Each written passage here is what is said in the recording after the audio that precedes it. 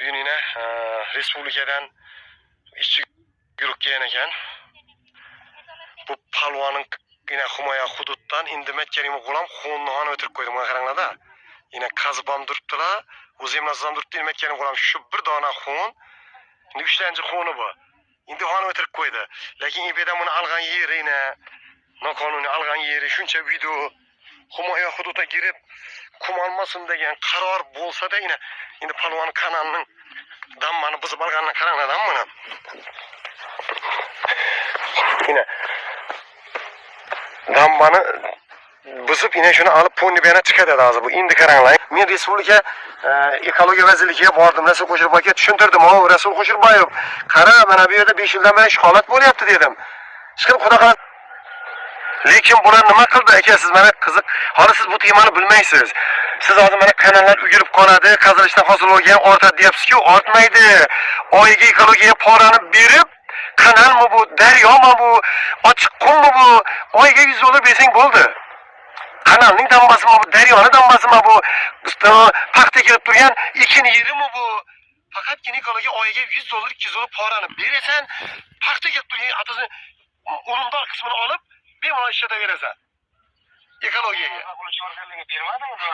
O, zapsini o'shalarni o'zini to'g'ridan-to'g'ri muhofaza qilish, himoya qilish, chora ko'rish ekologiyaning o'zi vazifasidir. Siz himoya qilish organlariga bermadingizmi? berdim, zapsini tadbir qilmadi, 100 dollar so'raganini berdim, lekin baribir lavozimni ozod qildi ekologiyani. Mening arizam, meni zapslarim bilan 3-4 yil, 5 yil noqonuniy qum olgan bolani patenti ham bir tiyin to'lamadi, firmasi ham bir tiyin to'lamay bankrot qilyapmiz, qarang. Bankrotlik e'lon qilibdilar. Lekin 4 yil noqonuniy qum oldi. Olgan qubini o'lchab jinoiy ish ochildi. Qarang-da bunga. Bularning bu poraxo'rlik, qarang, prezident aytayapti, yana Akmal Burxonov aytayapti, korrupsiyaga qarshi kurash. Korrupsiyaga qarshi birga kurashamiz. Korrupsiya jamiyatni yemiradi. Bu jamiyatni yemirgan ham gapmi? Onasiniga olib borib tiqdi bular. Qiziq yeri. Xon tarafda yerim bor edi. Necha odam o'lchab berdi. Shu mening qonuniy yerimga girib ishlaganini men ko'rsatib kelsam, ba'zi bir o'zimizning yurtdoshlar haromi yeb katta bo'lganmaydi, yo'qsa it emganmi, bir harom yegan haromlarmaydi. Ey sen dedik Xorazm sharmandada bo'lsan, cheganma aytadi-ku, o onangni yeganlar Xitoy geldiyina yerlar olib turibdi, tadbirkorchilik etchak-ku. Bir qarish yer hamma sig'adi-ku. Ular bilan ejeshmek enankina kerak ma'qul, lekin axir bir adolat bo'lishi kerak. Ha o'zingning yeringga birov kirib noqonuniy ish etsa, sen ekkirmasa, uni ko'rsatmash kerak emish-da, bu tovuq meyalari gapini qarada endi. Normani gaplashdingiz, nega soliqqa pul to'lanadi dedingiz, rahmat.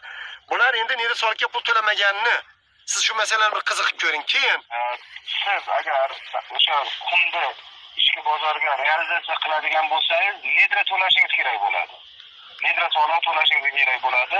Hozirgi kunda o'sha kanaldan chiqqan qumni realizatsiya qilish bo'yicha hech qanday bir me'yoriy hujjat bo'lmagan shu paytgacha. Bizda hozir sizga borib turgan birinchi masalasi aka, boyagi geologiya sizga xat bergan ekan, xabaringiz bor ekan, bizga xat bergan, o'sha belgilangan tartibda ko'rib chiqib, vakolat doirasiga murojaat muallifiga javob berishingizni so'rayman degan xat kelgan bizga.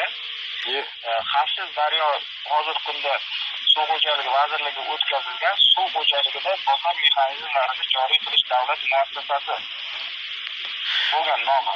Xavfsiz daryo emas, suv xo'jaligida bozor mexanizmlarini joriy qilish davlat muassasasi deyiladi.